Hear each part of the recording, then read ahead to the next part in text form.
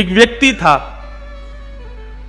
लड्डू गोपाल जी की सेवा करता था, लेकिन उसका एक मित्र था, वो शंकर जी की सेवा करता था। और शंकर जी की सेवा करने वाला जो मित्र था वो बड़ा धनवान हो गया, और लड्डू गोपाल जी की जो सेवा करता था वो अब भी साधारण सा ही था।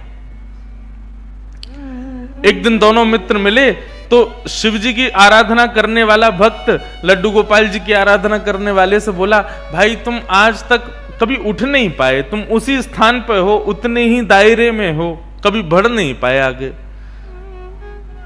गोपाल जी की सेवा करने वाला बोला, मेहनत तो बहुत करता हूं लेकिन क्या करूं, बढ़ ही नहीं पा रहा।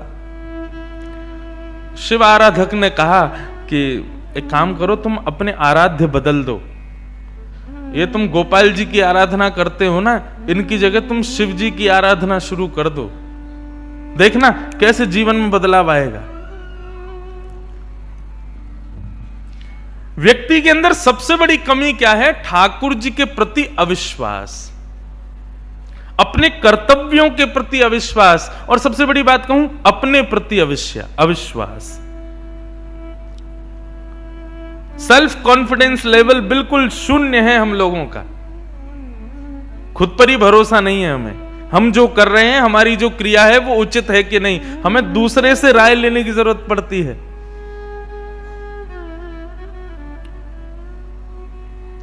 ठीक है, गुरुजनों से, विद्वत जनों से, श्रेष्ठ जनों से पूछना चाहिए, लेकिन ऐसे नहीं कोई भी मिल जाए उससे तुरंत पूछ लेना, हम ऐसा करते हैं, ऐसा ठीक है कि नहीं, ये करते हैं, ये ठीक है कि नहीं, ऐसा करते हैं, ये उचित है कि नहीं। नहीं, सबसे मत पूछो।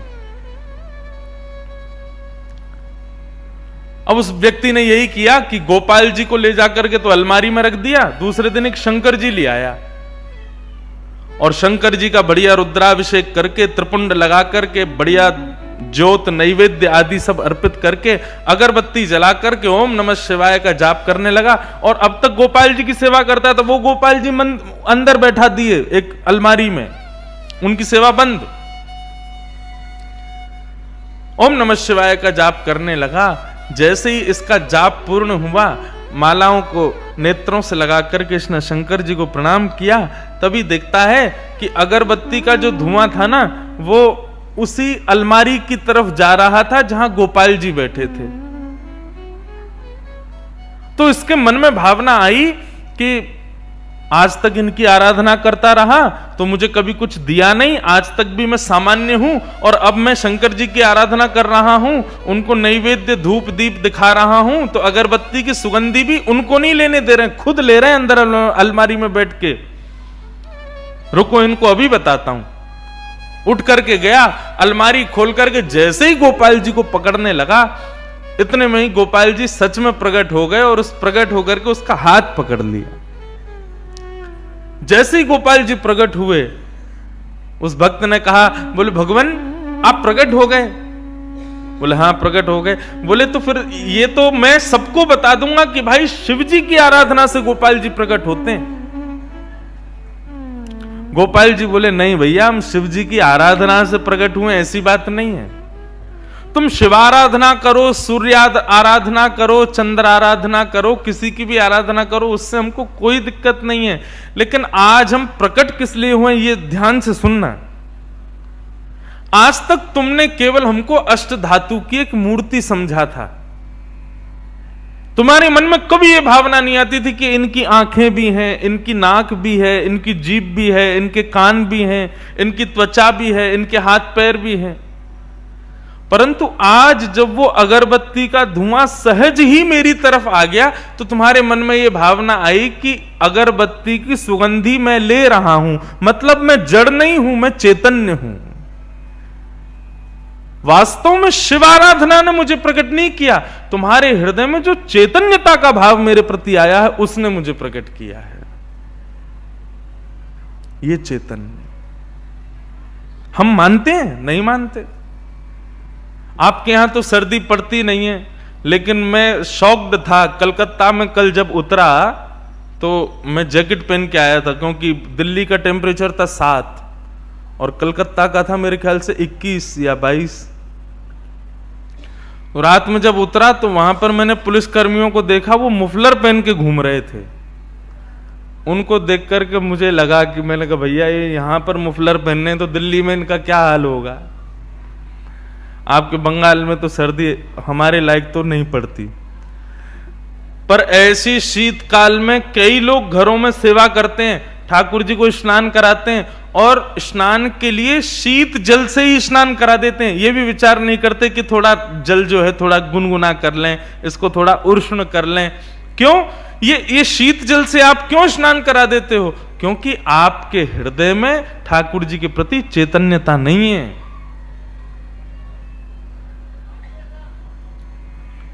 ये चैतन्यता का भाव हो। मैं ये बात इसलिए कह रहा हूं कि ठाकुर जी का स्वीकारीकरण तभी होगा जब ये तीन चीजें होंगी, सत्य, चैतन्य और आनंद। सबसे पहले सत्य को स्वीकार करो, उसके बाद ठाकुर जी चैतन्य हैं यह स्वीकार करो, उनके प्रति चैतन्यता का भाव रखो। और तीसरा आनंद। आनंद किसे कहते हैं?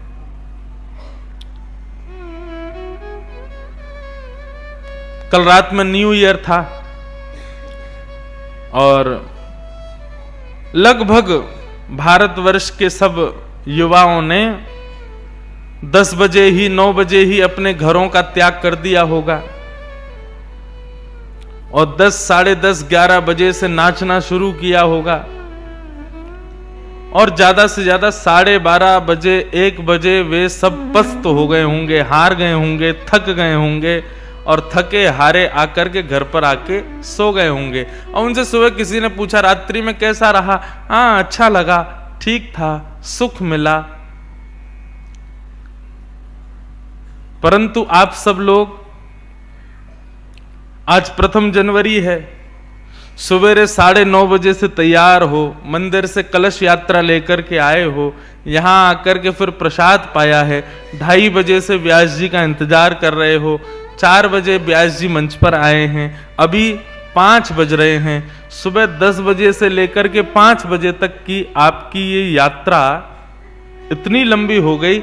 लेकिन अभी आप अगर दर्पण निकाल के अपना मुखमंडल देखोगे तो एक अद्भुत प्रसन्नता मुख पर प्रकट हो रही है। इसी को आनंद कहते हैं।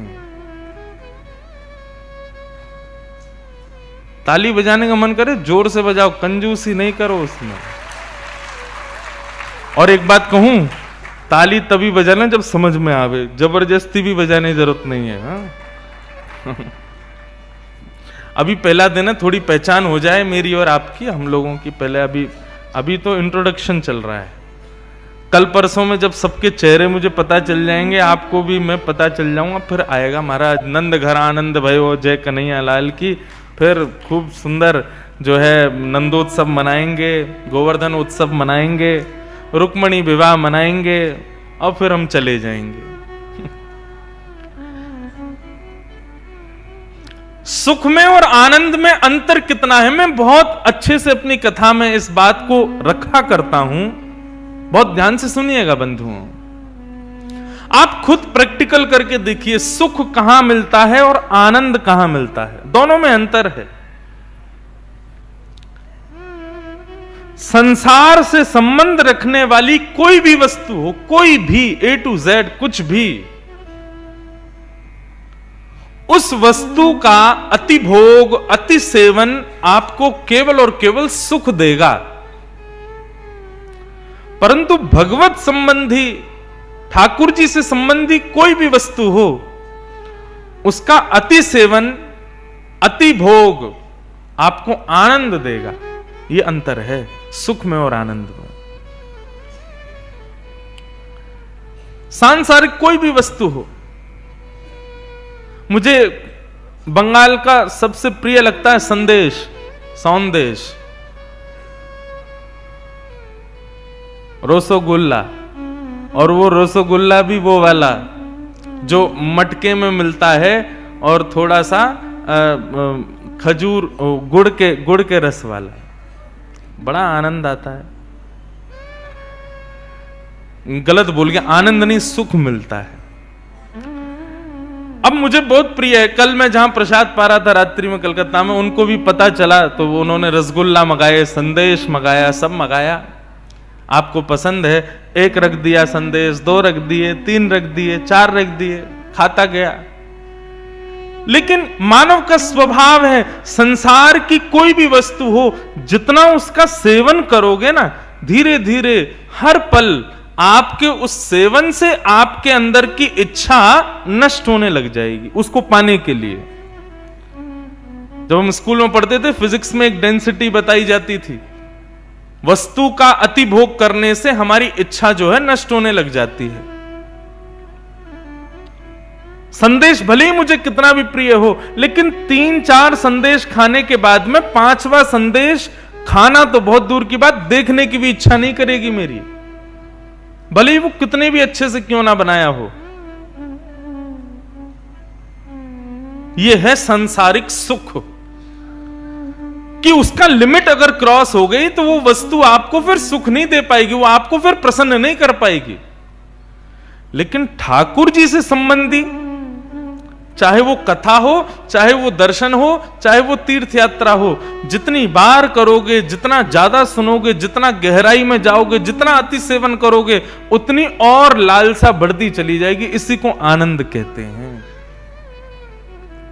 आज तो पहला दिन है कथा का, 3 दिन बाद यह स्थिति होगी। मैं गारंटी से कह रहा हूं कि 3 बजे कथा प्रारंभ होगी, 7 बजे जब कथा विराम होगी तो आप लोग कह उठेंगे कि महाराज जी आप थोड़ी बहुत देर और सुनाया करो, 7 बजे तक भी मन नहीं भरता, थोड़ा मन करता और थोड़ा सुने।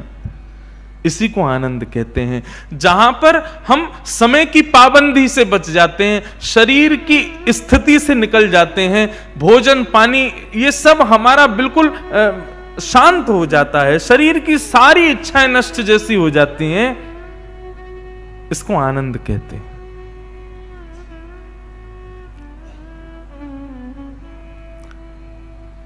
यही अंतर है सुख में और आनंद में। तो भगवान के 3 मुख्य स्वरूप बताए गए हैं। पहला, जो व्यक्ति सत्य को स्वीकार करता है भगवान उसके पास है। जो ठाकुर जी को चैतन्य मानता है भगवान उसके पास है। और जो आनंद में ही सराबोर रहता है ठाकुर जी उसके पास हैं।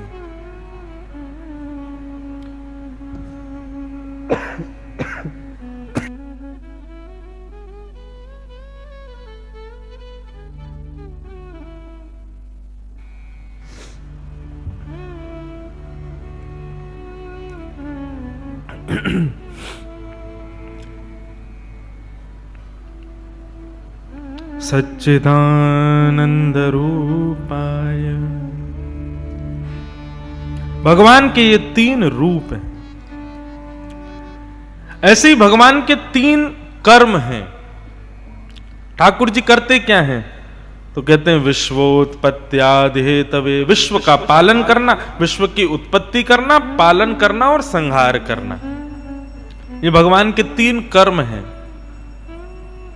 और ठाकुर जी के 3 गुण हैं। हर व्यक्ति के गुण होते हैं, किसी के गुण में क्रोध होता है, किसी के गुण में दया होती है, किसी के गुण में कृपा होती है, किसी के गुण में चतुराई होती है। ठाकुर जी का गुण क्या है? बहुत सुंदर गुण, तापत्रय विनाशाय। ठाकुर जी का गुण है कि एक बार उनको प्रणाम करने वाले व्यक्ति के ठाकुर जी 3 प्रकार के तापों को नष्ट करते हैं। आदि दैविक, आदि भौतिक, आध्यात्मिक। ताप किसे कहते हैं? ताप कहते हैं दुखों को। अब एक बात मेरी थोड़ी ध्यान से सुनिएगा बंधुओं, भगवत सन्निधि लेने से, भगवान के सन्मुख जाने से, भगवान की बहुत सेवा करने से और सत्यचंडी यज्ञ कराने से, रुद्राभिषेक कराने से, हनुमान जी पर चोला सुंदरकांड आदि कराने से जीवन में दुख खत्म हो जाते हैं? ऐसा नहीं होता। बिल्कुल स्पष्ट बोल रहे हैं हम। दुख आपके प्रारब्ध से आपको प्राप्त है, आपके कर्मों से आपको प्राप्त है। देवता का वंदन करना, देवता को पूजना, देवता की किसी आराधना से उस दुख को नष्ट की इच्छा नहीं होगा। आप कहेंगे तो फिर क्या होता है? भगवत आराधन करने से, भगवत सन्मुख जाने से, भगवत सन्निधि प्राप्त करने से दुख तो जीवन में आएगा, परंतु भगवत सन्निधि के कारण उस दुख से लड़ने की क्षमता आपको प्राप्त होगी। और इसका सबसे बड़ा प्रमाण पता है क्या है? गीता, महाभारत। अर्जुन के साथ थे भगवान, उसके सारथी थे भगवान। चाहते तो भगवान एक भ्रगुटी टेढ़ी कर लेते, थोड़ा बस क्रोध भर के देख लेते तो कौरव वैसे ही मर जाते, लेकिन नहीं। भगवान ने बार बार अर्जुन को समझाया और कहा तुम युद्ध करो, युद्ध करो, युद्ध करो। और सारा युद्ध 18 दिन तक करवाया अर्जुन के द्वारा। भगवान चाहते तो युद्ध को 2 मिनट में समाप्त कर देते, लेकिन नहीं, कर्म करवाया। इससे यह बात पता चलती है कि भाई ठाकुर जी की सन्निधि लेने से हमारे संकट जीवन के नष्ट नहीं होंगे। संकट तो जीवन में आएंगे, बस जैसे अर्जुन को दिशा मिलती गई, क्या करना है, कैसे करना है, कहां करना है, वैसी दिशा हमको मिलेगी ठाकुर जी के पास जाके। एक प्रकार से समझ लो, आज की भाषा में समझाऊं तो गूगल मैप होता है सबके फोन में। आप उसमें सीधा सीधा डाल देते हो कि मुझे यहां से कलकत्ता जाना है। उसमें डालने से आपको वो मार्ग प्रशस्त करेगा। ऐसा नहीं कि गाड़ी उड़ के सीधा कलकत्ता ही पहुंचेगी, गाड़ी चलानी पड़ेगी, पेट्रोल भरना पड़ेगा, ब्रेकर आएगा तो ब्रेक लगाना पड़ेगा, ट्रक सामने होगा तो संभालना पड़ेगा। मार्ग वो आपको बता देगा कि ऐसे ऐसे ऐसे यहां से घूम के जाना है, इस रोड पर ट्रैफिक ज्यादा मिलेगा तो यहां से ऐसे घूम जाना, यहां ट्रैफिक मिलेगा तो ऐसे घूम जाना, तुम अपने स्थान पर इतने बज के इतने मिनट पर पहुंच जाओगे। ठीक ऐसे ही ठाकुर जी की सन्निधि है। ठाकुर जी की सन्निधि प्राप्त करने से, समक्षता प्राप्त करने से, उनके सन्मुख जाने से ठाकुर जी केवल मार्ग प्रशस्त करेंगे, चलना तुमको खुद पड़ेगा। कर्तव्य क्रियाशील आपको ही करना पड़ेगा, ठाकुर जी नहीं करेंगे उसको। लोग मेरे से आके पूछते हैं, हम इतना भजन करते हैं, हम इतने सुंदरकांड के पाठ करते हैं, गंगा जी का जलपान करते हैं, गोपाल जी की इतनी सेवा करते हैं, सब कुछ करते हैं, फिर भी हमारे जीवन में दुख क्यों है? यदि ठाकुर जी की सेवा करने से सुख मिलता तो सबसे सुखी मीराबाई होती। कभी उठा के पढ़िए चरित्र मीराबाई का। ना परिवार ने साथ दिया, ना समाज ने साथ दिया, ना किसी ने, और फिर भी मीराबाई अपने ठाकुर जी को लिए। भाई छोड़या बंधु छोड़या, छोड़या जग सोई। भाई छोड़या बंधु छोड़या, छोड़या जग सोई। साधुअन संग बैठ बैठ, साधुअन संग बैठ, साधुअन संग बैठ बैठ, साधुअन संग बैठ, लोक लाज खोई रे मेरे तो गिरधर गोपाल, मेरे तो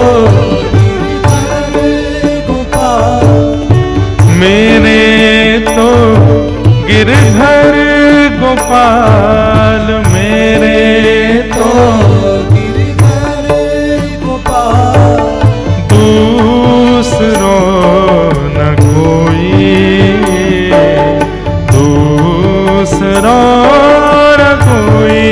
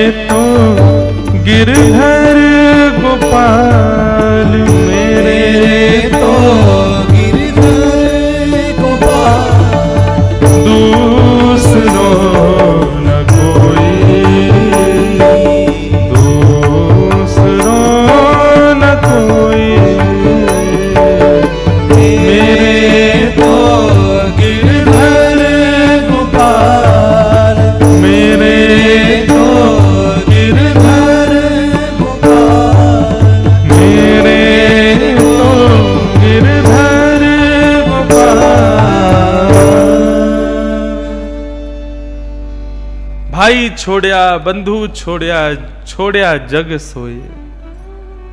साधुअन संग बैठ बैठ लोक लाज खोई। कुछ भी नहीं था मीराबाई के पास, केवल विश्वास अपने गोपाल के प्रति, अपने गिरधर के प्रति। कितने संकट मीराबाई के जीवन में आए। संकट दूर होते हैं ठाकुर जी की सन्निधि में जाने से, ऐसा नहीं है। संकट तो आएंगे, पर उन संकटों से लड़ने का, उन संकटों से जूझने का बल जरूर ठाकुर जी प्रदान करते हैं। ये बात है।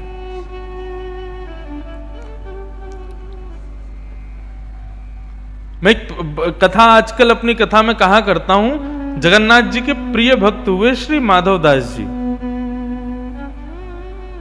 माधवदास जी को एक बार बहुत बड़ा रोग हो गया, पेट का रोग। बार बार उनको शौचालय जाना पड़ता था। इतने बीमार हो गए कि अब स्वयं से अपने मलमूत्र को पहुंच भी नहीं पा रहे, अपने आप को साफ भी नहीं कर पा रहे थे। तब ऐसी स्थिति में जगन्नाथ जी स्वयं आ गए उनकी कुटिया में और आकर के जल भर के लामे और श्री माधवदास जी के अंग को पहुंचे, अंग को साफ करें। माधवदास जी के जब नेत्र खुले तो देखा कोई और नहीं, मोर मुकुट वंशीधारी स्वयं जगन्नाथ जी लगे सेवा में। माधवदास जी रोने लगे, बोले भगवान आप क्या कर रहे हो? ठाकुर जी बोले क्यों माधव, तुम भक्ति मेरी सेवा करना जानते हो, मैं अपने भक्तों की सेवा नहीं कर सकता। माधवदास बेचारा मेरा इतनी पीड़ा में है, इतने कष्ट में है, उसको पेट का रोग हो गया है, वो स्वयं को स्वच्छ नहीं कर पा रहा। यदि मैं इतना कर दूं तो मेरी कोई प्रभुता घट थोड़ी जाएगी। मैं कोई ऐसा थोड़ी है कि भगवान तत्व से कोई पदभ्रष्ट हो जाऊंगा, क्या बुराई है? माधवदास जी बोले बुराई कोई नहीं है भगवान, लेकिन मुझे चिंता ये इस बात की हो रही है, आप मेरे मैले शरीर को साफ करना आपको मंजूर है, मेरे दूषित शरीर को पानी डालकर के स्वच्छ करना आपको मंजूर है, आप मुझे ठीक ही कर दीजिए ना, मेरी पीड़ा ही दूर कर दो ना।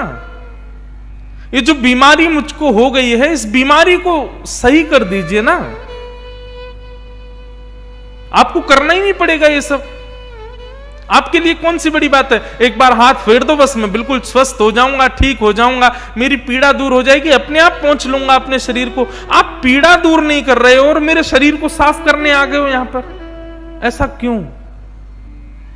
स्वयं जगन्नाथ जी कहते हैं माधवदास,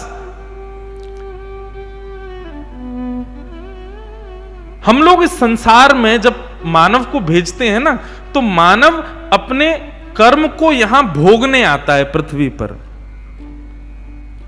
और उसके जीवन में जितनी भी विपत्तियां आती हैं, आपत्तियां आती हैं, कष्ट आते हैं, ये सब उसके प्रारब्ध हैं, उसके कर्म हैं। यदि मैं कृपा करके, मैं थोड़ी दया करके अगर व्यक्ति के कर्मों से मिलने वाले दुखों को नष्ट कर दूंगा ना, तो कर्म तो बचा रह जाएगा, उसने भोगा ही नहीं, उसको भोगने के लिए फिर से आना पड़ेगा। आज माधव तुम एक पेट के रोग के कारण तुमको मलमूत्र आदि तुम्हारा निकल रहा है, आज तुम स्वयं इसको साफ नहीं कर पा रहे, तुम चाहते हो कि मैं तुमको ठीक कर दूं। यदि मैंने तुमको ठीक कर दिया तो तुम्हारा बचा हुआ जो कर्म है उसको भोगने के लिए तुमको फिर से आना पड़ेगा। इसलिए जब मैं किसी से बहुत प्रेम करता हूं और बहुत जल्दी अपनी प्राप्ति कराने की इच्छा रखता हूं ना, तो उसके सारे संचित कर्मों को एक संग भोगवा देता हूं। जितना हो सके जल्दी जल्दी भोग ले, जल्दी जल्दी छुटकारा पा इस संसार से, निकल तू यहां से जल्दी। इसलिए भक्तों को, वैष्णवों को आप देखोगे उनके आंखों में आंसू रखे ही रहते हैं। क्यों? कोई ना कोई संकट, कोई ना कोई ताप, कोई ना कोई दुख उनके जीवन में बना ही रहता है। हमारे वृंदावन में आकर के देखो कितने कितने कैसे बड़े बड़े भजनानंदी 2-2 लाख नाम जप रोज करते हैं, 2 लाख नाम जप।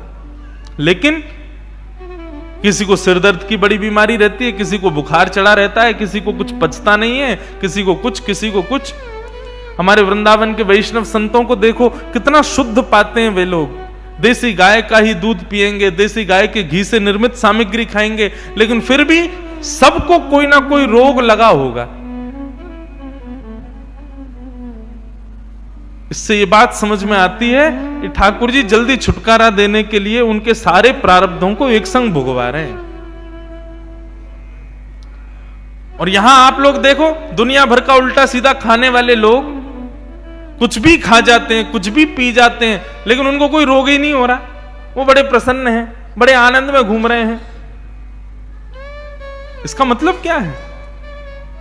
ठाकुर जी ने उनको भोग भोगने के लिए बनाया है। ठाकुर जी की उन पर कृपा दृष्टि नहीं है, इसलिए उनके जीवन, आपके स्वयं के बंगाल में जिनका जन्म हुआ है, ऐसे स्वामी श्री विवेकानंद कहते हैं, यदि जीवन में एक दिन भी बिना कठिनाइयों के आपका निकलता है ना, तो आपको चिंता होनी चाहिए कि मैं कुछ गलत कर रहा हूं।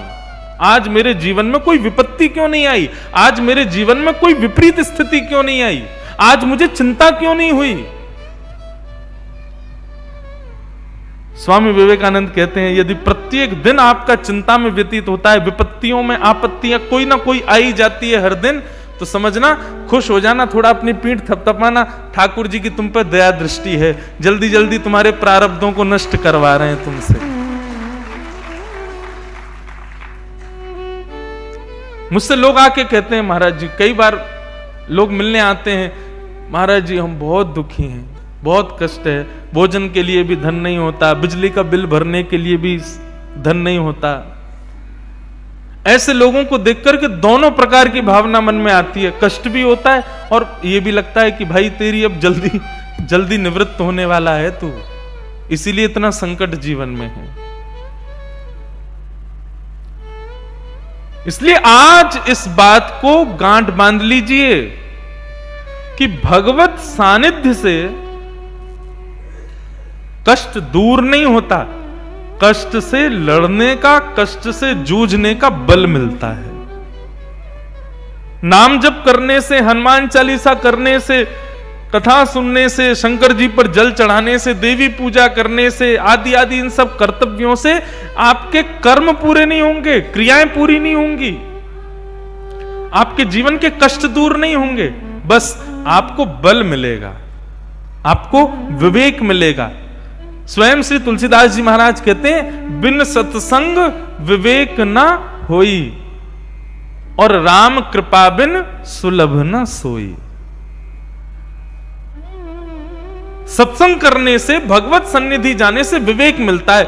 एक विवेक का मतलब क्या है? विवेक का मतलब शुद्ध बुद्धि, सद असद का ज्ञान करवाने वाली बुद्धि, वो विवेक से प्राप्त होती है। और विवेक कथा से प्राप्त होता है, सत्संग से प्राप्त होता है।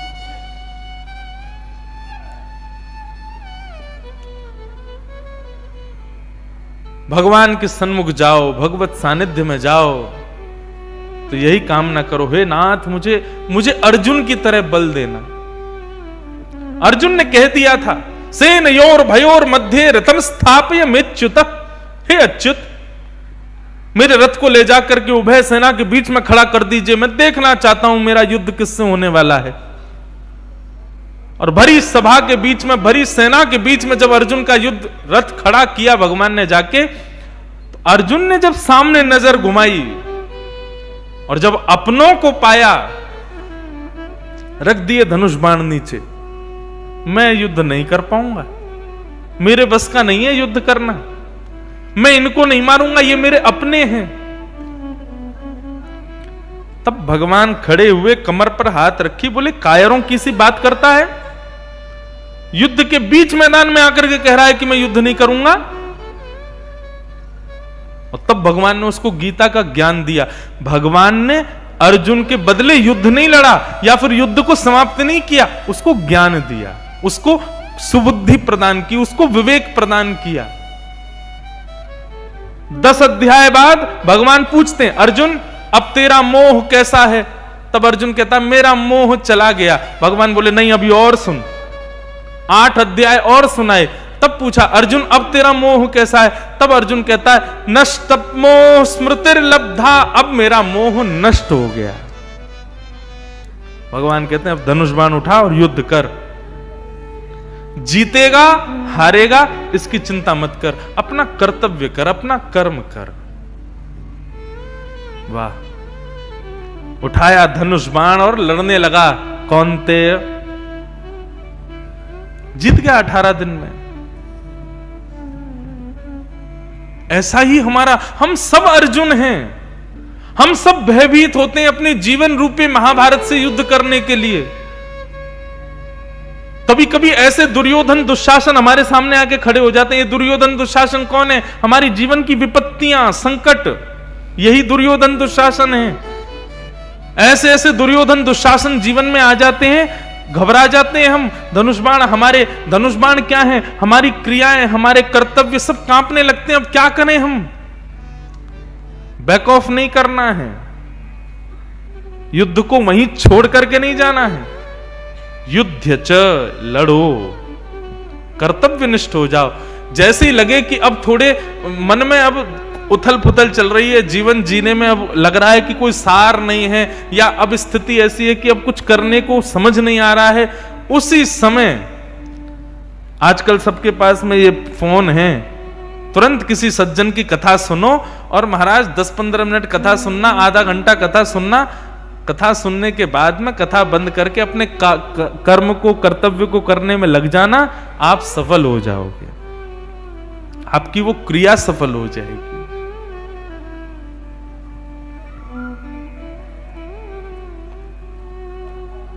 तापत्रय विनाशाय श्री कृष्णाय वयं नमः। ऐसे श्री कृष्ण को हम बारंबार प्रणाम करते हैं। बंधुओं,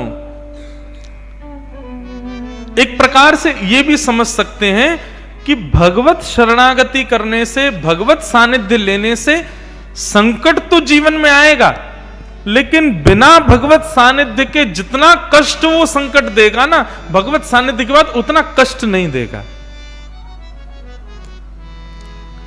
पीड़ा तो होगी लेकिन उतनी नहीं होगी। मीराबाई को भी विष पिलाया था, ध्रुव प्रहलाद के अभी हम चरित्र सुनेंगे, सबके जीवन में संकट आया है,